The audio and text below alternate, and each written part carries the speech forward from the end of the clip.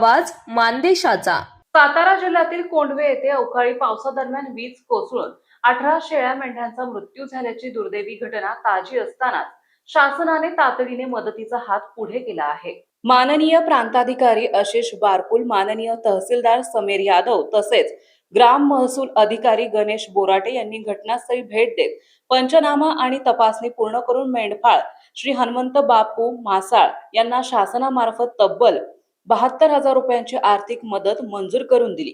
मान तालुक्यातील पळसावडे गावचे रहिवासी असलेले हनुमंत मासाळ हे दुष्काळी परिस्थितीमुळे आपल्या शेळ्या मेंढ्यांसह चराईसाठी सातारा जिल्ह्यातील कोंढवे परिसरात वास्तव्यास गेले होते। मात्र दिनांक 14 मे रोजी सायंकाळी अचानक आलेल्या अवकाळी पावसात आकाशीय वीज कोसळून त्यांच्या 18 शेळ्या मेंढ्यांचा जागीच मृत्यू झाला। या घटनेमुळे मासाळ कुटुंबावर मोठे आर्थिक संकट कोसळले होते।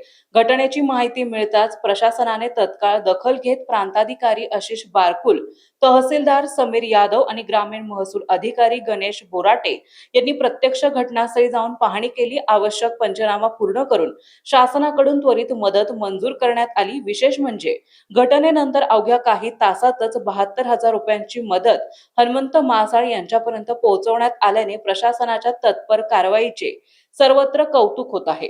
अवकाळी पाऊस, दुष्काळ आणि नैसर्गिक संकटाच्या दुहेरी फटक्यात सापडलेल्या मेंढपाळ बांधवासाठी शासनाने दाखवलेली ही तत्परता दिलासादायक असल्याची भावना परिसरामधून व्यक्त होत आहे। मानसौफे न्यूज साठी संपादक बापूसाहेब मिसाळ, वरकुटे, मलवडी। आपल्या जिल्ह्यातील तालुक्यातील लेटेस्ट बातम्या पाहण्यासाठी आजच मानसौफे न्यूज चॅनलला YouTube वर सबस्क्राइब करा आणि बेल आयकॉन प्रेस करा।